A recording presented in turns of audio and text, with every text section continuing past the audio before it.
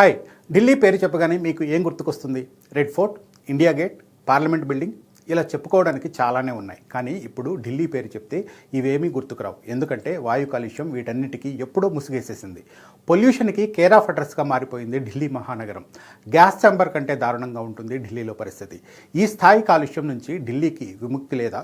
ప్రజలు జీవితాంతం కాలుష్యాన్ని పీల్చి బతకాల్సిందేనా? Where there is a will there is a way అన్నట్లు సమస్యను పరిష్కరించాలన్న కమిట్మెంట్ ఉంటే సొల్యూషన్స్ కూడా దొరుకుతాయి. దీనికి బెస్ట్ ఎగ్జాంపుల్ ఎవరో తెలుసా? చైనా. ఢిల్లీ పొల్యూషన్కి పరిష్కారం కూడా చైనా దగ్గరే ఉంది.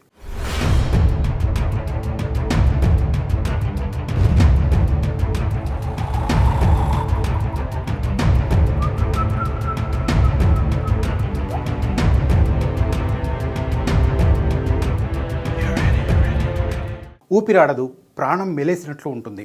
ఇంటా బయట ఎక్కడ ఉన్నా ఇదే పరిస్థితి.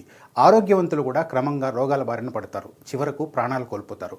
ఇదంతా ఢిల్లీ గురించి కాదు, బీజింగ్ గురించి. ప్రస్తుతం ఢిల్లీని వాయు కాలుష్యం ఏ స్థాయిలో వేధిస్తుందో అంతకంటే ఎక్కువగా బీజింగ్ పొల్యూషన్కి బలైపోయింది. ప్రపంచంలోనే అత్యంత ఎక్కువగా పొల్యూషన్ ఉన్న నగరాల్లో టాప్ ప్లేస్లో ఉన్న బీజింగ్ మహానగరం ప్రస్తుతం క్లీన్ ఎయిర్తో గ్రీన్ సిటీగా మారిపోయింది. ఇది ఎలా సాధ్యమైంది? 2008లో జరిగిన ఒలింపిక్స్ కంటే ముందు బీజింగ్ ప్రపంచంలోనే వాయు కాలుష్యం ఎక్కువగా ఉన్న నగరాల్లో ఒకటి. ప్రతి సంవత్సరం సుమారుగా 4 లక్షల మంది ఎయిర్ పొల్యూషన్ కారణంగా అక్కడ ప్రాణాలు కోల్పోయేవాళ్ళు.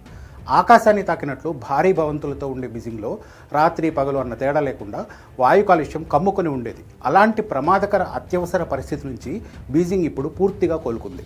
ప్రస్తుతం బీజింగ్ వాయు కాలుష్యం ఉన్న నగరాల జాబితాలో ఎక్కడో అట్టడుగున ఉంటుంది. ఆ స్థాయిలో కాలుష్యాన్ని చైనా కంట్రోల్ చేసింది. ఇంత భారీ మార్పు చైనాకు ఎలా సాధ్యమైంది? ఢిల్లీ సహా ప్రపంచంలోని చాలా మహానగరాలు ఇప్పటికీ కాలుష్యంతో ఉక్కిరిబిక్కిరవుతుంటే చైనా మాత్రం బీజింగ్కు ఎలా ఊపిరిపోసింది? చైనా దగ్గర ఏదైనా మంత్రదండం ఉందా? బీజింగ్లో వాయు కాలుష్యం రాత్రికి రాత్రే తగ్గిపోలేదు. పొల్యూషన్ను సీజనల్ సమస్యగా కాకుండా అదో జాతీయ సంక్షోభంగా గుర్తించిన చైనా ప్రభుత్వం దాన్ని తరిమి కొట్టేందుకు చాలా పెద్ద వ్యూహాన్నే ఎంతో పకడ్బందీగా అమలు చేసింది. ప్రత్యేకమైన యాక్షన్ ప్లాన్ రూపొందించింది. దీనికోసం భారీగా ప్రభుత్వమే పెట్టుబడులు పెట్టింది. కఠినమైన చట్టాలు రూపొందించింది. వాటిని అంతే కఠినంగా అమలు చేసింది. వీటన్నిటినీ ఒకే ఒక లక్ష్యంతో ముందుకు తీసుకెళ్లింది. బీజింగ్ విషయంలో 2 విషయాలపై చైనా 100% ఫోకస్ పెట్టింది. ఒకటి air pollution prevention and control action plan, రెండోది బ్లూ స్కై ప్రొటెక్షన్ క్యాంపెయిన్. వీటిని కేవలం కాగితాలకే పరిమితం చేయలేదు.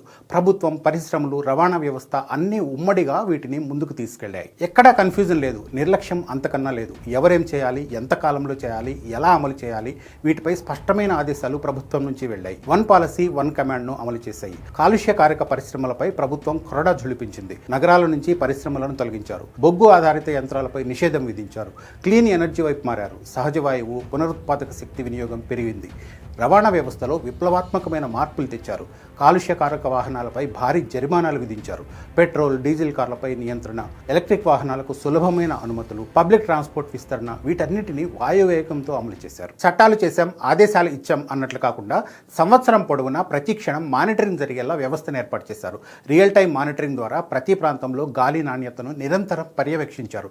డేటా ఆధారంగా ఎప్పటికప్పుడు నిర్ణయాలు తీసుకున్నారు. ఈ స్థాయిలో కఠిన నిర్ణయాలు తీసుకుని వ్యవస్థలను పరుగులు పెట్టించిన తర్వాత కోరలు చాచిన కాలుష్యమైన తోకమడవకుండా ఎలా ఉంటుంది? బీజింగ్ నుంచి కాలుష్యాన్ని తరిమి కొట్టేందుకు చైనా తీసుకున్న చర్యలు 100% ఫలితాన్నిచ్చాయి. 2013లో బీజింగ్ PM 2.5 స్థాయి 90 మైక్రోగ్రాములు ఉండేది. 2020 నాటికి అది 33కు తగ్గింది. కేవలం నెంబర్లలో మార్పు రావడమే కాదు, కాలుష్యం తగ్గడంతో బీజింగ్ వాసుల ఆరోగ్యం కూడా మెరుగుపడింది. బీజింగ్లో సాధ్యమైంది ఢిల్లీలో ఎందుకు సాధ్యం కాదు?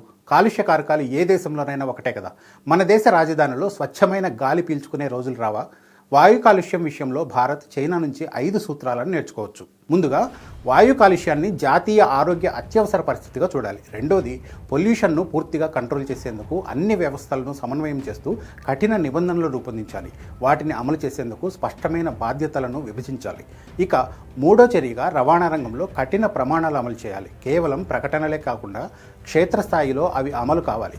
ఇక నాలుగోది, ఎలక్ట్రిక్ మొబిలిటీ, పబ్లిక్ ట్రాన్స్పోర్ట్పై భారీగా ఖర్చు చేయాలి. చివరగా రియల్ టైం డేటా ఆధారంగా పాలసీలు మార్చుకుంటూ వాటిని అమలు చేయాలి. బీజింగ్ నేర్పిన పాఠాలు నేర్చుకుంటే ఖచ్చితంగా ఢిల్లీ కూడా పొల్యూషన్ ఫ్రీ క్యాపిటల్గా మారుతుంది. దీనికి కావాల్సింది కఠినమైన పాలసీలు, వాటిని అంతే కఠినంగా అమలు చేసే అధికార యంత్రాంగం, సహకరించే ప్రజలు, వీటన్నిటికీ మించి కమిట్మెంట్.